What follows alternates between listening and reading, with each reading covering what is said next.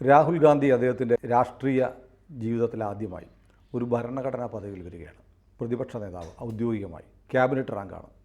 ഒരുപാട് പാർലമെൻ്ററി കമ്മിറ്റികളിൽ അധ്യക്ഷ സ്ഥാനം ഉണ്ടാവും. പിന്നെ CBI, സെൻട്രൽ വിജിലൻസ് കമ്മീഷൻ തുടങ്ങിയ ഇതിൻ്റെയൊക്കെ മേധാവിമാരെ നിയമിക്കുന്ന 3 പേരിലൊരാൾ രാഹുൽ ഗാന്ധി ആയിരിക്കും. അങ്ങനെ ഒരുപാട് ഭാരിച്ച ഉത്തരവാദിത്തങ്ങൾ ആദ്യമായിട്ട് രാഹുൽ ഗാന്ധിയിലേക്ക് വരികയാണ്. പണ്ടത്തെ പോലെ അദ്ദേഹത്തിന് നിന്ന നിൽപ്പിൽ വിദേശയാത്രയൊന്നും പോകാൻ പറ്റില്ല. അദ്ദേഹത്തിൻ്റെ ഓഫീസിൽ കൃത്യമായി വരണം. പ്രധാനമന്ത്രിയുമായി മിക്കവാറും എല്ലാ ദിവസവും സംസാരിക്കേണ്ടി വരും. പ്രധാനമന്ത്രിയെ കണ്ട് സംസാരിക്കാത്ത ആളാണ്. അപ്പോൾ അങ്ങനെ രാഹുലിൻ്റെ രാഷ്ട്രീയ ജീവിതം പുതിയൊരു ഘട്ടത്തിലേക്ക് കടക്കുകയാണ്. എങ്ങനെയാണ് TG അതിനെ കാണുന്നത്? അദ്ദേഹത്തിന് പ്രത്യേകിച്ച് കുഴപ്പമുണ്ടാവില്ല. അദ്ദേഹത്തെ പ്രോംപ്റ്റ് ചെയ്ത് നിർത്തുന്ന ആൾക്കാരുണ്ടല്ലോ, ഈ ജയറാം രമേശ് അതുപോലെയുള്ളവരുടെ. ജയറാം രമേശും പിന്തള്ളപ്പെടും. എനിക്ക് തോന്നുന്നത് രാഹുൽ ഗാന്ധിക്ക് പ്രതിപക്ഷ നേതൃസ്ഥാനം കിട്ടുന്നതോടെ സാം പിട്രോഡ എന്ന കഥാപാത്രം വീണ്ടും രംഗപ്രവേശം ചെയ്യും. സാം പിട്രോഡയ്ക്ക് മാത്രമേ രാഹുൽ ഗാന്ധിയെ കൃത്യമായിട്ട് ബ്രീഫ് ചെയ്ത് അവരുടെ ഇപ്പോൾ രാഹുൽ ഗാന്ധി ഒരു അർബൻ നക്സൽ സ്റ്റൈലിലാണല്ലോ പോകുന്നത്, ആ ലൈനിൽ നിർത്താൻ സാം പിട്രോഡയ്ക്ക് മാത്രമേ പറ്റുള്ളൂ. പിന്നെ ഈ അപ്പോയിൻമെൻറ്റ്സ് ഒക്കെ വരുമ്പോൾ അവരുടെ ഒരാളിൻ്റെ പേര് പറയുക, ആ ആളിനെ ജസ്റ്റിഫൈ ചെയ്ത് വാദിച്ച് സ്ഥാപിക്കാനൊന്നും പോകാതിരിക്കുക, ആളിൻ്റെ പേര് പറയുക, അത് അക്സെപ്റ്റ് ചെയ്യപ്പെടില്ല, പുറത്ത് വന്നിട്ട് ബഹളം വയ്ക്കുക. ആ ബഹളം ബാക്കിയുള്ളവർ വെച്ചോളും, കൂടെ രാഹുൽ ഗാന്ധിയും വെച്ചോളും. അപ്പോൾ അതുകൊണ്ട് രാഹുൽ ഗാന്ധിക്ക് സ്റ്റാറ്റസിന് വലിയ കുഴപ്പം വരില്ല. കാരണം അകത്ത് സംസാരിച്ച് മണ്ടത്തരങ്ങളൊന്നും ആരും പുറത്ത് പറയില്ല. പ്രധാനമന്ത്രി പുറത്ത് പറയില്ല, ചീഫ് ജസ്റ്റിസ് ഒട്ടും പറയില്ല. ഈ 2 പേർക്കും ഇദ്ദേഹത്തിൻ്റെ നേച്ചർ ശരിക്കറിയാം. അതുകൊണ്ട് ഇദ്ദേഹം അവിടെ അകത്ത് സംസാരിക്കുമ്പോഴും പുള്ളി ഭരണഘടന അത് ഇത് എന്നൊക്കെ പറയും. അപ്പോൾ ഇവർ മിണ്ടാതിരിക്കും. ശരി ശരി ശരി, ആരാ നിങ്ങളുടെ സ്ഥാനാർത്ഥി, ആരെയാണ് നിങ്ങൾ സജസ്റ്റ് ചെയ്യുന്നത്? അപ്പോൾ ഞാൻ ഹൽദിറാം ധനിയ വേണമെന്നാണ്. ഇപ്പോൾ അങ്ങനെ ക്വാളിഫിക്കേഷൻ ഇല്ലാത്തവർക്ക് ഈ നാട്ടിൽ ജീവിക്കേണ്ട ഭരണഘടന എന്നൊക്കെ പറഞ്ഞ് ബഹളമൊക്കെ വയ്ക്കും. ഇപ്പോൾ ചീഫോ അല്ലെങ്കിൽ പ്രധാനമന്ത്രിയെ പറയും, ശാന്തനാവുക, ഇപ്പോൾ ഏതായാലും ഭൂരിപക്ഷം അനുസരിച്ച് പോകാം, ഞാനും ചീഫും ഈ പേര് അക്സെപ്റ്റ് ചെയ്ത സ്ഥിതിക്ക് ഇത് നമുക്ക് കൊടുക്കാം എന്ന് പറയും. രാഹുൽ ഗാന്ധി അതിൽ നിന്ന് പ്രതിഷേധിച്ച് വാക്കൗട്ടൊക്കെ നടത്തി. ചീപ്പ് പാർട്ടിയാണ്, ഒരു കോളേജ് ചെറുക്കനെ പോലെ പെരുമാറും പുള്ളി. ഈ കമ്മിറ്റിയിൽ നിന്ന് വാക്കൗട്ടൊക്കെ നടത്തും. ഇതിൻ്റെ വേറൊരു ദുരിതം എന്താണെന്ന് വെച്ച് കഴിഞ്ഞാൽ, ഒന്ന് രാവിലെ എണീക്കണം. അതെ, ഞാൻ സുനിലിനോട് പറഞ്ഞില്ലേ, ഒരാൾ എന്നോട് ചോദിച്ചു, ചേട്ടൻ MP സ്ഥാനത്ത്, ഞാൻ പറഞ്ഞു MP സ്ഥാനത്ത് വാശകേടിനെങ്ങാൻ ഞാൻ ജയിച്ചു പോയെന്ന് വെച്ചു, രാവിലെ എണീക്കണം. 9 മണിക്ക് തുടങ്ങുന്നു ഈ ലോക്സഭ. ഞാൻ 8:30 എണീറ്റ് കഴിഞ്ഞാൽ 9 മണിക്ക് ലോക്സഭയിൽ എത്തുന്നത് എങ്ങനെയാണ്? കൂടെ എന്നെ പിടിച്ച് പ്രതിപക്ഷ നേതാവാക്കുകയും ചെയ്തു. അപ്പോൾ ബിസിനസ് അഡ്വൈസറി കമ്മിറ്റിയിൽ പങ്കെടുക്കണം. അന്നത്തെ ബിസിനസ് എന്തൊക്കെയാണെന്ന് തീരുമാനിക്കുന്ന കമ്മിറ്റിയാണ്. ഇത് കൂടാതെ എക്സ്റ്റെമ്പോറായിട്ട് പല കാര്യങ്ങളിലും ഇടപെടേണ്ടി വരും.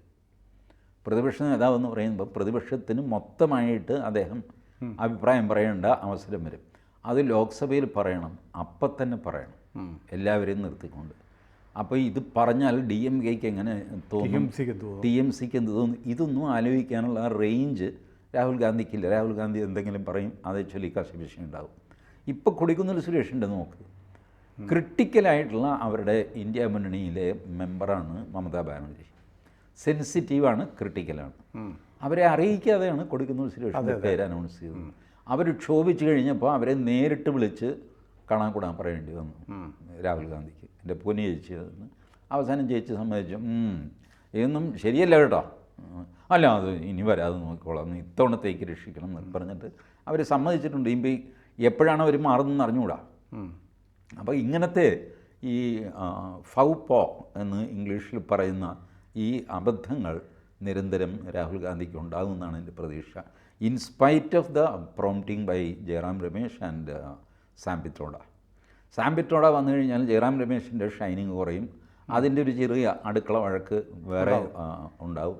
ഇതുപോലത്തെ കുറേ അധികം പ്രശ്നങ്ങൾ ഇവർക്കുണ്ടാവും. അല്ല, TG എക്കാലത്തും പറഞ്ഞു കിട്ടുന്നത് ഈ രാഹുലിനെ കളിയാക്കി അമുൽ ബേബി എന്നും പപ്പു മോൻ എന്നൊക്കെ പറയാറുണ്ട്. അദ്ദേഹത്തിന് അപക്വമായ നിലപാടുകളുകൊണ്ടാണ് പറയുന്നത്. പക്ഷേ ഇനിയിപ്പോൾ ഒരുപക്ഷെ ഒരു സീരിയസ് പൊളിറ്റീഷ്യനായിട്ട് രാഹുൽ ഗാന്ധിയെ മോൾഡ് ചെയ്തെടുക്കാൻ ഈ പ്രതിപക്ഷ നേതാവ് സ്ഥാനം, ഭരണഘടനാ പദവി സഹായിക്കില്ലേ? ഞാനൊരു കാര്യം പറയട്ടെ, നാളിതുവരെ ഞാൻ സോഷ്യൽ മീഡിയയിൽ, ഞാൻ കൂടുതലും ട്വിറ്ററിലാണ്, അവിടെ പോലും ഞാൻ രാഹുൽ ഗാന്ധിയെ പപ്പു എന്നോ അമൽ ബേബി എന്നോ വിളിച്ചിട്ടില്ല.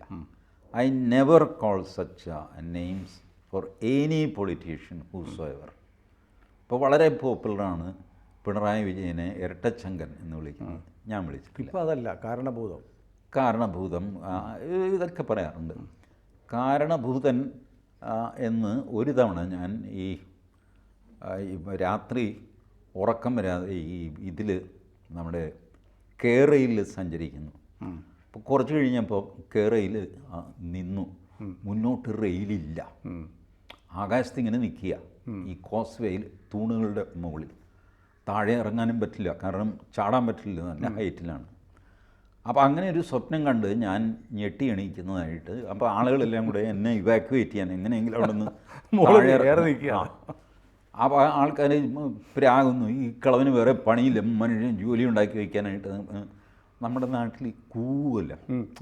ആൾ കൂടി കഴിയുമ്പോൾ പ്രത്യേകിച്ചൊന്നും ചെയ്യാനില്ലാത്ത നിസ്സാഹം ഒരു ഒറ്റ അങ്ങ് കൂവും.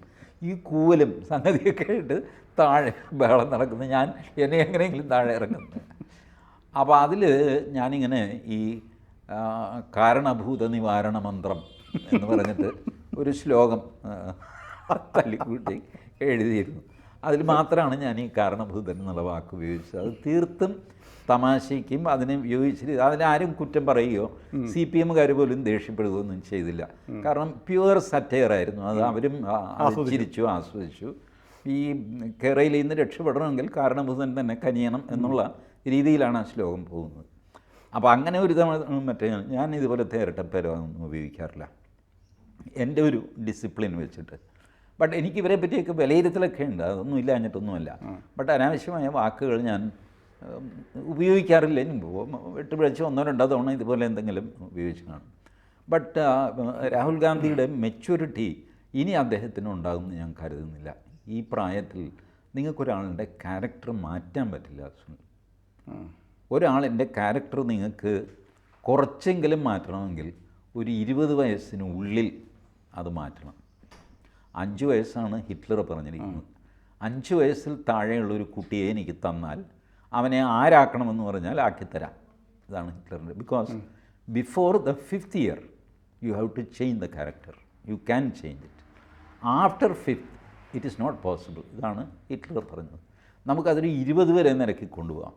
20-നുള്ളിൽ ഇടം വലം ഈ കുങ്കിയാനയൊക്കെ നിർത്തി ഇടിച്ചും പിടിച്ചുമൊക്കെ ഇവൻ്റെ സ്വഭാവം ശരിയാക്കാമെന്ന് വയ്ക്കുക. അത് കഴിഞ്ഞാൽ ഇറ്റ് നെവർ ചേഞ്ചസ്. പക്ഷേ ഒരു പൊസിഷനിലൊക്കെ വരുമ്പോൾ ഏത് സാധാരണക്കാരനും ഒരു പദവിയിൽ ഒരു ഉത്തരവാദപ്പെട്ട അധികാരമുള്ള ഒരു പോസ്റ്റ് വരുമ്പോൾ പണ്ടുണ്ടായിരുന്ന പോലെ അല്ല, ഒരു പ്രിറ്റൻഡ് ചെയ്യുമെങ്കിലും ചെയ്യത്തില്ലേ? അത് ചെയ്യുന്നില്ലല്ലോ. നമ്മുടെ മുഖ്യമന്ത്രിയെ എടുക്കുക. അദ്ദേഹത്തിൻ്റെ ധാർഷ്ട്യം കൂടിയോ കുറഞ്ഞോ? അധികാരത്തിൻ്റെ ഒരു വിനയം എപ്പോഴെങ്കിലും അദ്ദേഹം അല്ല, അങ്ങനത്തെ അധികാരമൊന്നും രാഹുലിന് ഇല്ലല്ലോ. പ്രതിപക്ഷ നേതാവിന് എന്ത് അധികാരമുള്ളത്? ഇല്ല, അധികാരമില്ല. ബട്ട് ക്യാബിനറ്റ് റാങ്ക് ഉണ്ടല്ലോ. ആ ക്യാബിനറ്റ് റാങ്കിന് ചേർന്ന ഒരു പക്വതയിലേക്ക് അദ്ദേഹം വരുമോ എന്നാണ് ചോദ്യം. അത് വരില്ല. കാരണം ഈ പദവിയിൽ കയറി കഴിയുമ്പോൾ കൂടുതൽ വഷളാകുന്നതായിട്ടാണ് ഞാൻ കാണുന്നത്. ഇപ്പോൾ ഏറ്റവും പ്രായം കൂടിയ കേരളത്തിലെ പൊളിറ്റീഷ്യൻ ഇപ്പോൾ കറൻറ്റ് അധികാരത്തിലിരിക്കുന്നതിൽ പിണറായി വിജയനാണ്. പിണറായി വിജയൻ കൂടുതൽ വേഴ്സാകുകയാണ് ചെയ്തത്. ഏറ്റവും കുറഞ്ഞ പ്രായത്തിൽ അധികാരസ്ഥാനത്ത് എത്തിയതാണ് ആര്യ രാജേന്ദ്രൻ.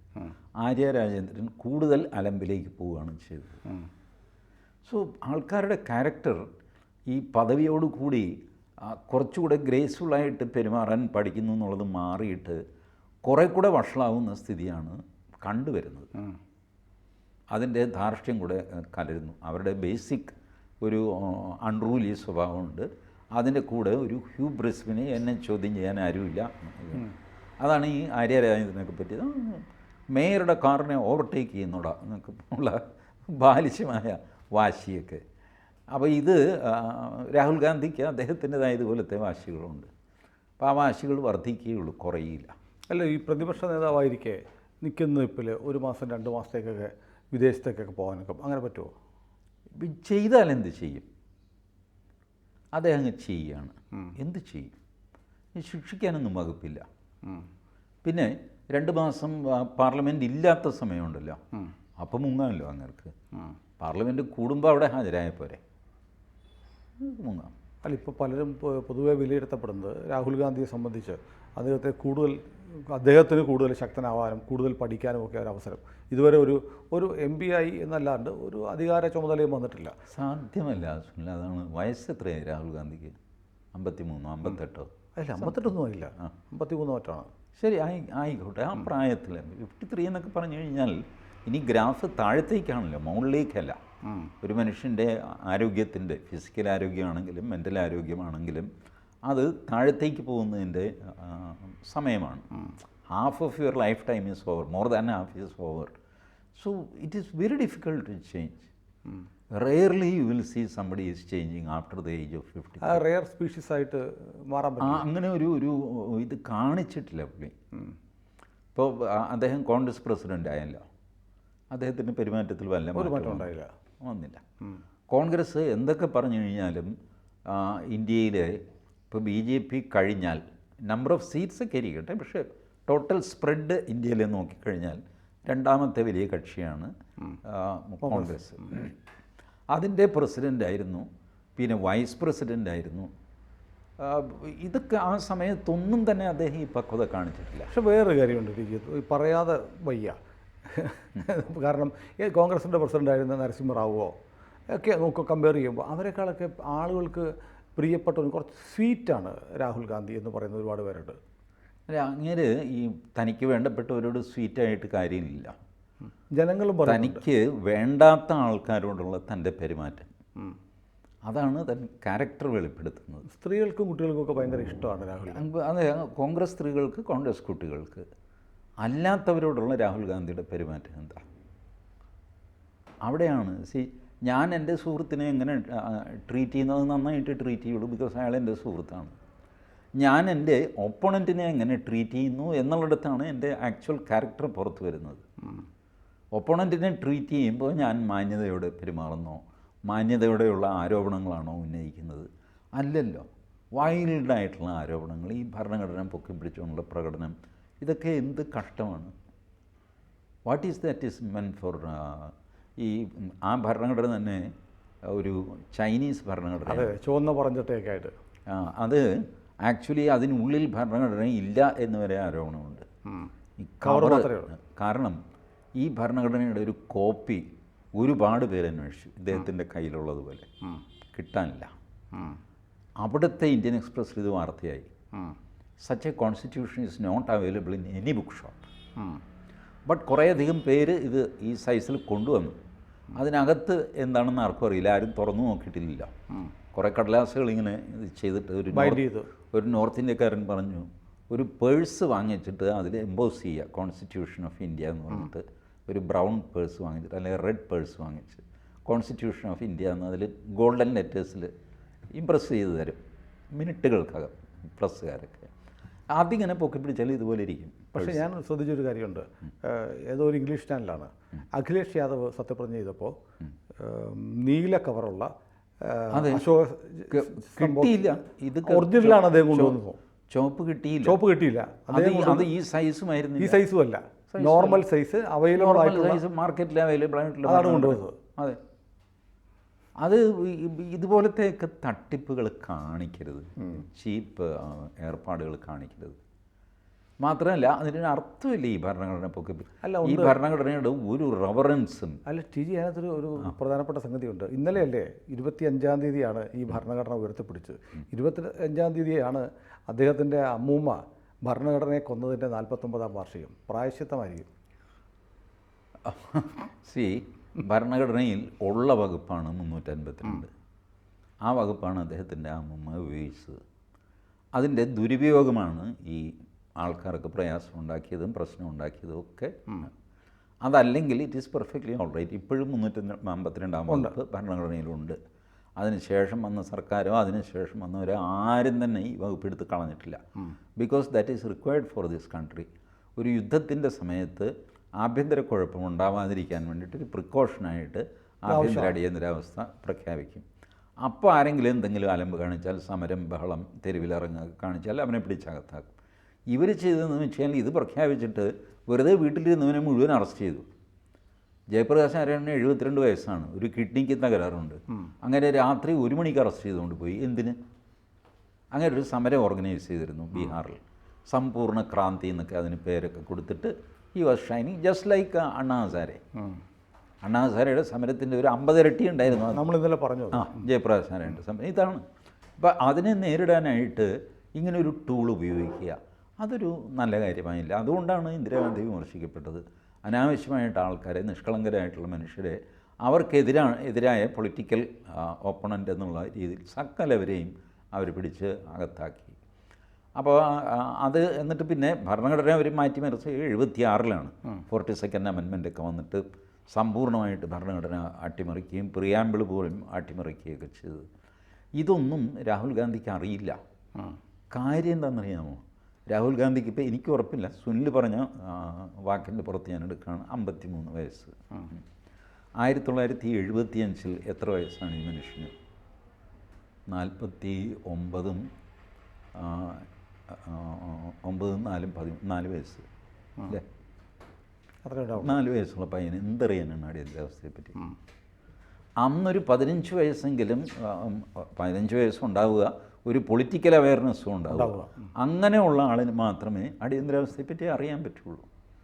അപ്പോൾ ഇപ്പോൾ ഒരു 64 വയസ്സെങ്കിലും ഉണ്ടെങ്കിൽ ഈ അടിയന്തരാവസ്ഥയെപ്പറ്റി എന്തെങ്കിലും പറയാൻ പറ്റുള്ളൂ. അപ്പോൾ അത് രാഹുൽ ഗാന്ധിക്ക് ഇല്ല. അതുകൊണ്ട് അടിയന്തരാവസ്ഥ എന്താണെന്ന് നിങ്ങൾക്ക് അറിയില്ല. അത് സാം പിട്രോയോട് ചോദിക്കേണ്ടി വരും. കോൺഗ്രസിൻ്റെ വെർഷൻ തന്നെ ആയിരിക്കും പറയുന്നത്, നമ്മൾ തെറ്റൊന്നും ചെയ്തിട്ടില്ല, ഇവർ കുഴപ്പമുണ്ടാക്കി. ജോർജ് ഫെർണാണ്ടസ് റെയിൽവേ സ്ട്രൈക്ക് നടത്തി, ജയപ്രകാശ് നാരായണൻ അഴിമതിക്കെതിരെ സമരം നടത്തി, ഗുജറാത്തിൽ നവനിർമ്മാണ സമിതി ബഹളം വെച്ചു. അപ്പം ഇവരെല്ലാം അടിച്ചമർത്താനായിട്ട് ബില്ല് പാസ്സാക്കി. ഇങ്ങനെ ആയിരിക്കും വെർഷൻ കൊടുക്കുന്നത്. ഇതൊന്നും ആ പാവത്തിന് അറിയില്ല. രാഹുൽ ഗാന്ധിക്ക് എന്ത് ചെയ്യും? അങ്ങനെയാണ് അദ്ദേഹം ഈ അമുൽ ബേബി എന്നൊക്കെയുള്ള പേര് വിളിച്ചു വരുത്തുന്നത്. കാരണം you doesn't know the history of India. അപ്പോൾ ഒരുപക്ഷെ ഇപ്പോൾ ടി ജി പറഞ്ഞ പോലെ ഇനി പിട്രോഡയുടെ ഒരു കാലമായിരിക്കും വരുന്നത്. ഞാൻ പ്രതീക്ഷിക്കുന്നത് അങ്ങനെയാണ്. സാം പിട്രോഡ പ്രോമിനൻസിൽ വരും. താമസിയാതെ അമേരിക്കയിൽ നിന്ന് ഇന്ത്യയിലേക്ക് അങ്ങേര് കുടിയേറും. ആകെയുള്ളത് എന്താണെന്ന് വെച്ചാൽ നാഷണൽ ഹെറാൾഡ് കേസ് സാം പിട്രോഡയും കൂടെ പ്രതിയാണ്. അതിൻ്റെ ഒരു പേടിയുണ്ടാവും.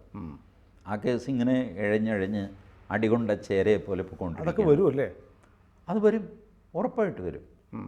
കാരണം ഈ കോർട്ട് വളരെ പതുക്കെയാണല്ലോ കേസുകൾ ഇങ്ങനെ നീങ്ങുന്നത്. അത് നീങ്ങി ഒരു ദിവസം വരും. ഇത് ഈ കേസ് നാഷണൽ ഹെറാൾഡ് കേസ് വരുമ്പോൾ തന്നെ പലരും സുബ്രഹ്മണ്യൻ സ്വാമിക്ക് വട്ടാണെന്ന് പറഞ്ഞിരുന്നു. ആ മജിസ്ട്രേറ്റ് കോടതി പോയി കേസും കൊടുത്ത് തെക്കുവടക്ക് നടക്കുന്നു.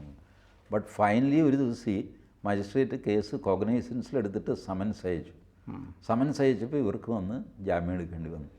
ഈ രാഹുൽ ഗാന്ധി, സോണിയാഗാന്ധി, സാം പിട്രോഡ, പിന്നെ അവരുടെ പഴയ ട്രഷറർ ഉണ്ടായിരുന്നല്ലോ അങ്ങനെ മരിച്ചുപോയി.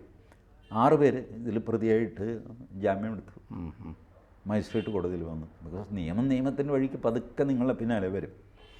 അതിന് രക്ഷപ്പെടാനൊന്നും പറ്റില്ല. തൽക്കാലം നിങ്ങൾക്ക് ഷൈൻ ചെയ്തൊക്കെ നിൽക്കാം. പ്രതിപക്ഷ നേതാവായിട്ട് രാഹുൽ വരികയാണ്. ഒരുപാട് പ്രതീക്ഷയുണ്ടെന്നാണ് പത്രങ്ങൾ പറയുന്നത്. ഞാനും അദ്ദേഹത്തിന് എല്ലാ മംഗളങ്ങളും നേരുന്നു. മംഗളമോ മനോരമയോ എന്താണെന്ന് വെച്ചാൽ നമുക്ക് കാത്തിരുന്ന് കാണാം. വാർത്തകളും വിശേഷങ്ങളും നിങ്ങളിലേക്ക് എത്താൻ ABC മലയാളം സബ്സ്ക്രൈബ് ചെയ്യുക, ബെൽ ബട്ടണും അമർത്തുക.